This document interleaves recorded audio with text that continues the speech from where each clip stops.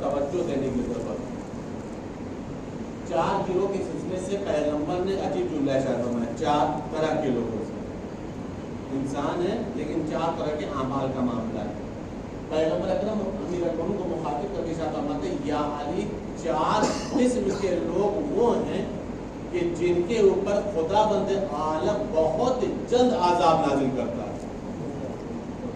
یہ 4 قسم کے لوگ ہیں، غور کریے گا۔ اچھا اس میں نے اس کے تعلق دنیا اور آخرت دونوں سے ریلیٹڈ ہے اور ایک اہم ترین مسئلہ ہے۔ 4 گروہ ہیں، 4 قسم کے لوگ ہیں اور یہ 4 قسم کے لوگوں پر خداوند تعالیٰ بہت جلد عذاب نازل کرتا ہے۔ دیکھیے جہاں پر یہ لفظ آ جائے بہت جلد عذاب نازل کرتا ہے، اس کا مطلب یہ ہے کہ پھر اللہ ان سے راضی نہیں، غضبناک ہے۔ اور جبکہ اللہ کی ذات کیا ہے کہ دعا قبیل میں پڑھتے ہیں، یا سریع الرضا، اے بہت جلد راضی ہونے والے۔ سوچنے والی بات ہے، جو اللہ بہت جلد راضی ہوتا ہے وہ 4 گروہ پر عذاب نازل کرتا ہے، اولاد آدم پر، 4 قسم کے لوگ۔ فرمایا یعنی اس میں پہلے قسم کے لوگ وہ ہیں کہ جن کے ساتھ تم احسان کرو، تم نیکی کرو، تم احسان کرو اور بدلے میں وہ احسان کے تمہارے ساتھ برائی کریں تو اللہ برداشت نہیں کرتا، اس لوگوں پر اللہ عذاب نازل کر دیتا ہے۔ آپ نے کسی کے ساتھ اچھا سلوک کیا، نیکی کی، احسان کیا، قرآن آواز دیتا ہے جزاء الاحسان الا الاحسان، کیا ہے احسان کا بدلہ؟ صرف احسان۔ لیکن بدلے میں کیا کیا سامنے والے نے؟ بجائے احسان کا بدلہ احسان سے دینے کی آپ کے ساتھ برائی کر دی، آپ کے حق میں برائی کر دی، آپ کے خلاف برائی کر دی، آپ کے لیے برائی کر دی۔ تو روایت میں ہے پیغمبر فرما ہے کہ اس قوم کے اوپر، ایسے لوگوں پر اللہ بہت زیادہ عذاب نازل کرتا ہے۔ اچھا دیکھیے معاملہ یہاں پہ بندوں کا بندے سے رشتہ ہے نا، بندے نے بندے پر احسان کیا، بندے نے بندے کی برائی کی، لیکن بندے کا جہاں پہ مسئلہ آ جاتا ہے اللہ غضبناک ہو جاتا ہے،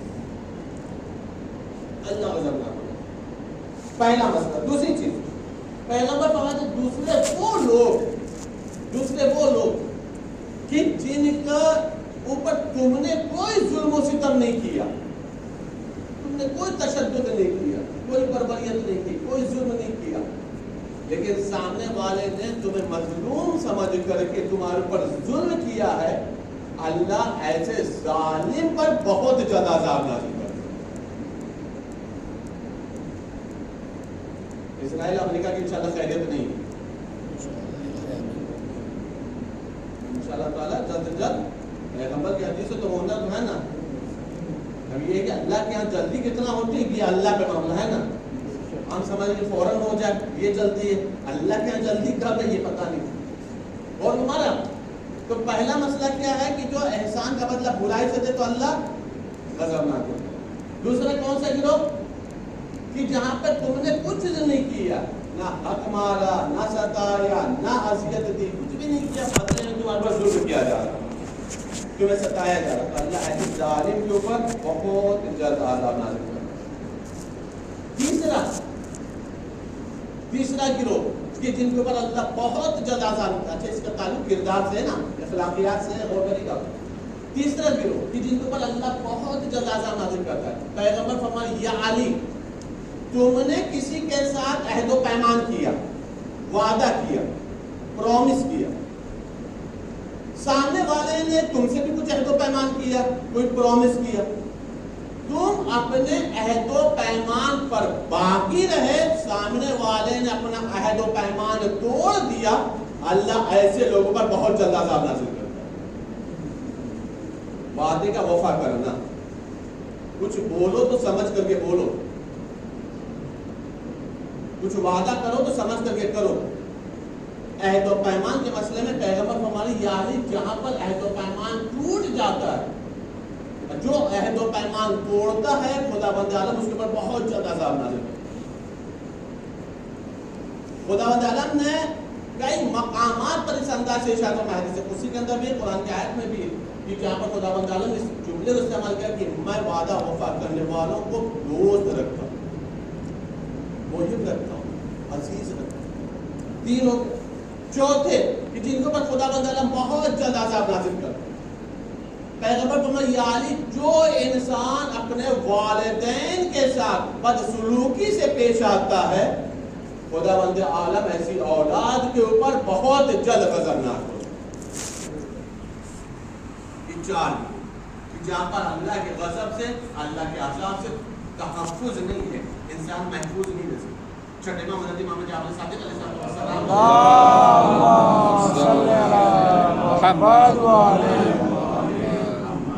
छठे इमाम ने अजीब शर्त फरमाया। छठे इमाम से पूछा कि अलग अलग रिवायत से, दो तीन रिवायतों के साथ पढ़ रहा हूँ कि जहाँ पूछा गया, किसी ने कहा मौला ये बताइए पूरे उम्र के लिए कोई दुआ दे दीजिए, किसी ने कहा मौला रिज़्क़ और रोज़ी में तंगी हो गई है, कोई दुआ दे दीजिए, किसी ने कहा मौला बीमारियों ने परेशान कर रखा है, कोई दुआ बता दीजिए। अलग अलग रावी ने, अलग अलग साहिल ने अलग अलग मौके पे सवाल किया। छठे इमाम ने तीनों के लिए जुमला इरशाद फरमाया, अगर ये तीनों चीज़ चाहते हो तो अपने वालिदैन के साथ उसने सुलूक करो, अल्लाह तुम्हारी उम्र में इजाफा कर देगा, अल्लाह तुम्हें सेहतमंद बना देगा, अल्लाह तुम्हारी रोज़ी में इजाफा कर देगा। यानी वालिदैन एक ऐसी शय का नाम है, एक ऐसी ज़ात ग्रामी का नाम है कि जिनकी खिदमत में अल्लाह ने उम्र का इजाफा रखा, बरकत रखी, रोज़ी में बरकत रखी, इजाफा रखा, और बीमारियों को सेहत में तब्दील करना अल्लाह ने रखा है। एक सवाल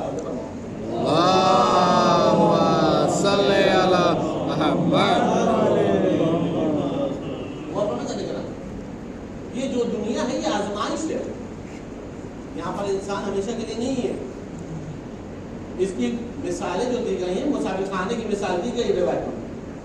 मुसाफिर खाना किसी का मकान नहीं होता, होटल में कोई रहता है उसका मकान नहीं होता, जब तक रुका रहा किसी दिन तो निकलना ही निकलना। उसी तरीके से इस दुनिया का भी ताल्लुक है। ये दुनिया में इंसान हमेशा के लिए नहीं है, ना दुनिया ही हमेशा के लिए। ये दुनिया मुकम्मल इम्तिहान का, मुकम्मल आजमाइश की जगह, मुकम्मल इम्तिहान का रूम है। जितना ज्यादा इंसान इस दुनिया में, इस रूम में, इस मकान में, इस आजमाइश की जगह पे अपने आप को आखिरत के लिए आमादा करेगा, उतना ही ज्यादा इंसान की आदत समझेगा। ये जुमला मेरा नहीं, मौलाना इमाम हुसैन का जुमला।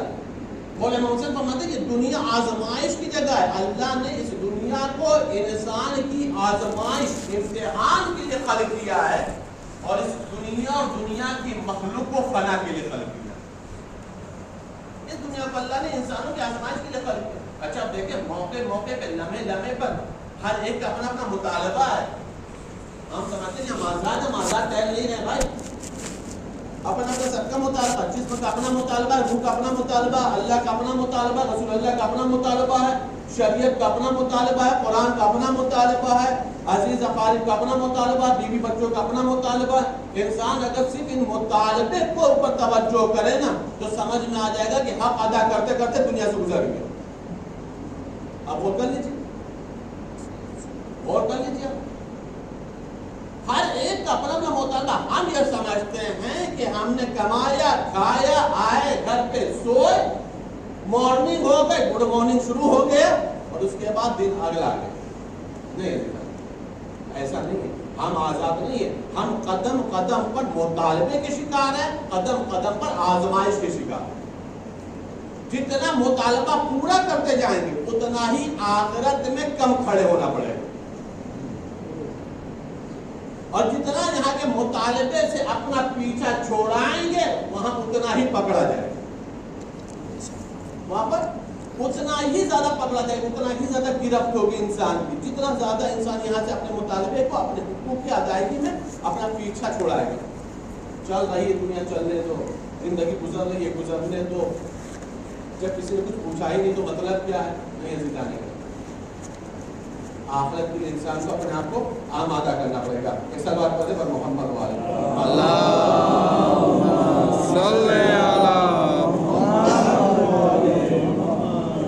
मौला मेरा नूर ने अजीब खूबसूरत अंदाज में इरशाद फरमाया, और करेगा ये दुनिया, इमाम हुसैन ने क्या बताया, आजमाइश की जगह है ना, ये दुनिया आजमाइश की जगह है।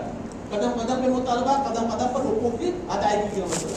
मौला जरूर ने एक अजीब सेंटेंस, अजीब जुमले में अजीब हकीकत बयान फरमाई। वो करेगा, मौला फरमा रहे हैं جو کچھ آج جن چیزوں کے تم آج مالک ہو اس کا کل کوئی اور مالک تھا. اور کریے گا، عجیب جملہ ہے یہ، مولا علی کی حدیث ہے. جن چیزوں کے تم آج مالک ہو ان کا کل کوئی اور مالک تھا. جن چیزوں کے تم آج مالک ہو ان کا کل کوئی اور مالک ہو جائے گا. ہے یا نہیں؟ یہی آزمائش. بہت سارے لوگ تھے چلے گئے. اب چاہے کسی کو وراثت میں ملا، چاہے کما کر کے رکھا، جو کچھ بھی کیا، محنت کیا، مشقت کیا، لیکن کل تک اس کا تو نہیں تھا. کل تک اس کا نہیں تھا. آج اس کا ہے، آنے والے کل کے بارے میں پتا نہیں وہ کس کا ہو جائے گا. مولا میں وہی فرما رہا ہے، اگر اسی دو جملے کو ہم سمجھ لیں تو اپنے آپ کو آخرت کے لیے آمادہ کر سکتے، اپنے آپ کو آخرت کے لیے آمادہ کر سکتے، آخرت اپنی سنوار سکتے.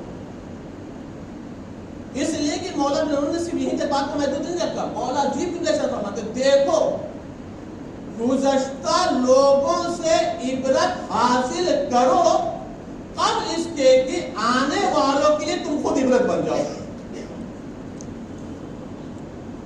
محسوس کر رہے ہیں کتنا عجیب لہجہ مولا نے چاہتا ہے. گزشتہ لوگوں سے عبرت حاصل کرو، جو لوگ گزر گئے، انتقال کر گئے، اب اس دنیا میں نہیں رہے، ان سے عبرت حاصل کرو نا. وہ بھی ان چیزوں کے مالک تھے، ان کے پاس بھی جسم تھا، ان کے پاس بھی طاقت تھی، ان کے پاس بھی قوت تھی، ان کے پاس بھی سرمایہ تھا، ان کے پاس بھی مکان تھا، ان کے پاس بھی اہل و عیال تھے، سب کچھ تھا یا نہیں تھا. لیکن آج جہاں پر وہ ہیں ایک ایسے روم میں ہیں کہ جہاں پر جانے کا دروازہ ہے، نکلنے کا دروازہ نہیں. جہاں پر جانے کا دروازہ اس روم میں 6x6 سنبھالے، 6x4 سنبھالے کدو قامت کے دروازے. اور ہمارا جانے کا دروازہ ہے، آنے کا دروازہ نہیں. ایک ایسے روم میں ہے کہ جہاں پر ان کا کوئی وکیل نہیں ہے. ایک ایسے مکان میں ہے جہاں سے بھاگنا بھی چاہے تو بھاگ نہیں سکتے. ایک ایسے مکان میں ہے کہ جہاں پر کوئی سفارش کام نہیں آتی. ایک ایسے مکان میں ہے جہاں پر عہدہ کام نہیں آتا. ایک ایسے مکان میں ہے کہ جہاں پر کوئی پاور اور قوت کام نہیں آتی. ایک ایسے مکان میں ہے جہاں پر رشوت کام نہیں آتی. ایک ایسے مکان میں ہے جہاں پر لنچ کام نہیں کرتا. ایک ایسے مکان میں ہے جہاں پہ کسی کی کال کام نہیں کرتی. ہے یا نہیں؟ ہے یا نہیں؟ ایک ایسے مکان میں مولا فرما رہے گزشتہ لوگوں سے عبرت حاصل کرو قبل اس کے کہ آنے والوں کے لیے تم خود عبرت بن جاؤ. مطلب کیا ہے؟ یعنی جو گزشتہ کا جو روم ہے وہی تمہارا بھی ہونے والا ہے. جو گزشتہ لوگوں کی کنڈیشن بتائی میں نے یہی سب کی ہونے والی. قبل اس کے کہ عبرت بن جاؤ، لوگوں سے عبرت حاصل کرو. ایک سلوات کرو.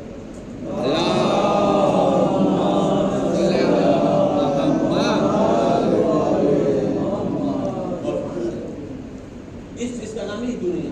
یہ دنیا آزمائش کی جگہ، امتحان کی جگہ ہے. میں نے کہ قدم قدم پہ مطالبہ. ایسا نہیں کہ ہماری صبح ہو گئی اور اس کے بعد رات کا 10 بجے سو گئے، 11 بجے رات میں سو گیا، معاملہ ختم ہو گیا. نہیں، قدم قدم پر آزمائش ہے، مطالبہ. اور ان چیزوں سے انسان کو سیکھنے کی ضرورت ہے. ان چیزوں سے انسان کو اپنے آپ کو آمادہ کرنے کی ضرورت ہے. دیکھیے ایک بات بتا دیں، کبھی میں نے جملے کو مجلس مرض کیا تھا، کسی کی زیارت یا سون کی مجلس مرض کیا تھا کہ مر جانے کے بعد بحکم شریعت یہ کہلوا لینا کہ بہت اچھے تھے، یہ کمال نہیں. بحکم شریعت ہے نا، اللہم انا لا نعلم منہ الا خیرا، میرے معبود ہم کچھ جانتے ہی نہیں سوائے خیر کے، تو حکم شریعت ہے نا. مر جانے کے بعد بحکم شریعت یہ کہلوا لینا کہ بہت اچھے تھے، یہ کمال نہیں ہے. کمال زندگی یہ ہے کہ زندگی اتنی اچھی ہو کہ ہر ایک کہے کہ یہ بہت اچھا. ابھی 3-4 روز پہلے ایک ہمارے دوست نے ایک میسج ڈالا تھا، کیا معلوم ہوا ان میں ایک میسج آیا تھا دوستوں کے، عجیب جملہ تھا. اللہ کا شکر ہے کہ آئینے میں صورت دکھائی دیتی ہے، کردار نہیں دکھائی دیتا. اگر آئینے میں کردار دکھائی دیتا تو کوئی آدمی آئینہ دیکھتا ہی نہیں. کوئی ہمیں اپنا آئینہ نہیں دیکھتا. یہ تو اللہ کا شکر ہے آئینہ صورت بتاتا ہے، سیرت نہیں بتاتا، کردار نہیں بتاتا. لیکن آئینہ کردار بتائے یا نہ بتائے، ہمارے کردار کا علم ایمان کو ضرور، آل محمد کو ضرور. آئینے کو ہم اپنا کردار نہیں دکھانا، اپنا کردار اتنا اچھا بنانا ہے کہ ہم جب ایمان کا ظہور ہو تو ایمان کے قدموں تک پہنچ سکیں. ایک سال بعد پڑھو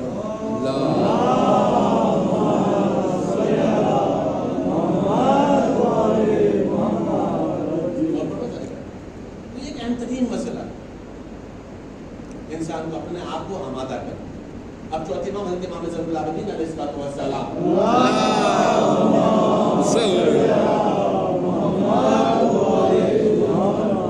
چوتھے امام کی حدیث سنیں. اب چوتھے امام کا دعائیہ جملہ ہے، دعائیہ فقرہ ہے.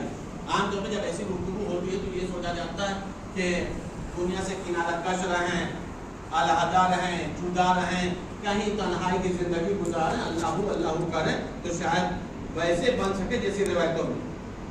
لیکن چوتھے امام کا دعائیہ فقرہ دیکھیں ہم، عجیب جملہ ہے چوتھے امام میں. چوتھے امام فرماتے ہیں میرے معبود، وہ گلی کا چوتھے امام کا جملہ. چوتھے امام فرماتے ہیں میرے معبود ہے، میرے پالنے والے، مجھے اپنے فضل و کرم سے ایسا پاک و پاکیزہ کثیر مال عطا فرما. کسی نے آمین نہیں کہا. اما بھیا کثیر کہتے ہیں زیادہ ہو، قلیل کی بات نہیں ہو رہی. چوتھے امام فرمایا میرے معبود اپنے فضل و کرم سے مجھے کثیر مال عطا فرما، کثیر مال عطا فرما، لیکن وہ مال ایسا ہو جو میری سرکشی کا سبب نہ بنے. دے بے پناہ مال دے، فراری سے چلے. سب سے مہنگی شادی چل رہی ہے نا، بہترین لگژری لائف گزارے، لیکن میرے معبود اتنا مال دینے کے بعد مجھے ایسا بنانا کہ ہم تیری سرکشی نہ کرنے. آپ کیا سمجھتے؟ چوتھے امام کا مال نہیں تھا، دولت نہیں تھی. قسم خدا کی ایک بات یاد رکھیے گا، یہ تو خطبہ دے رہا ہوں، ورنہ جب لہجے میں گفتگو کرتے ہیں، الگ انداز سے گفتگو کرتے ہیں. آپ یقین رکھیں اسلام میں جتنے ملک تھے اس زمانے میں، یا جو حکمران تھے یا گورنر تھے، وہ وہاں کے حاکم تھے، مالک نہیں تھے. ہندوستان کا کوئی حاکم ہے نا، مالک کو نہیں. وہ حاکمیت الگ ہوتی، مالکیت الگ ہوتی ہے. مدینے کے جتنے بھی گزرے نا وہ حاکم رہے، مالک نہیں رہے. ان کے پاس اپنی کوئی پراپرٹی تھی ہی نہیں، جو تھی وہ غصبی وغیرہ ادھر ادھر کی تھی، لے دے کر کے تھی. چوتھے امام کے پاس کتنی پراپرٹی تھی تاریخ نے لکھا نہیں ہے. میں صرف 2-4 مثالیں دے رہا ہوں، بس اتنا سمجھ لیں. 200, 250, 450, 800, 1000 تک کی روایتیں ملی ہیں کہ چوتھے امام نے اپنی زندگی میں کربلا کے بعد غلام آزاد کیے. 1000 تک کی روایتیں ہیں کہ کربلا کے بعد اتنے غلام چوتھے امام نے آزاد کیے ہیں. غلام آزاد کرنا مطلب سمجھے، پہلے انسان خریدے جاتے تھے پھر آزاد کیے جاتے تھے. اتنا پیسہ تھا تب تو خریدے ہیں نا. ایک صرف باغ تھا، ایک باغ کی روایت ہے کہ 500 کھجور کے درخت تھے. لوگوں کو کھجور کھانے کو نہیں ملتی تھی، مولا بس 500 کھجور کے درخت تھے. بھائی کوئی معمولی آدمی نہیں چوتھے امام، پیسے والے ہیں، ثروت مند ہیں. وہ زہاد اور تقویٰ وہ ایک الگ مسئلے ہیں ان کے اپنے زندگی کے، ان کے الگ دستور حیات ہے، ان کا الگ ضابطہ حیات، قانون زندگی. بہت کثیر مال ہے مولا کے پاس. مولا فرمایا میرے معبود مجھے اتنا کثیر مال عطا فرما، اپنے فضل و کرم سے دے میرے معبود، لیکن اتنا دینے کے بعد مجھے ایسا بنا کہ میں سرکشی نہ کرنے. اور میرے معبود صرف مال ہی نہ دے، مولا فرمایا میرے معبود مجھے ترقی پذیر تجارت عطا فرما، ترقی کرنے والی تجارت عطا فرما. اے میرے معبود ایسی تجارت عطا فرما اس تجارت کے بعد بھی میں تجھ سے غافل نہ ہونے پاؤں. ایسا نہ ہو کہ تجارت میں، جاب میں، بزنس میں، کاروبار میں، نوکری میں ہم اتنا مشغول ہو جائیں کہ جس کے فضل و کرم سے ہم کسی لائق بنے تھے اسی کو فراموش کر دیں، اسی کو بھول جائیں، اسی کو سجدہ نہ کریں، اسی کی بندگی نہ کریں، اسی کے اطاعت نہ کریں. تو مولا نے اللہ سے مانگا ہے دنیا اور بے پناہ مانگا، کثیر تعداد میں مانگا، ترقی پسند تجارت مانگا، اور سب کچھ مانگنے کے بعد دو چیزیں مانگی. میرے معبود اتنا دینے کے بعد مجھے ایسا بنانا کہ نہ میں سرکش بننے پاؤں اور نہ تو غافل بندہ بننے پاؤں، بلکہ اپنا حقیر بندہ بنا لے تاکہ میں لینے کے بعد غرور نہ کروں بلکہ شکر کے سجدے بجا لاتا ہوں. ایک سلوات پڑھو.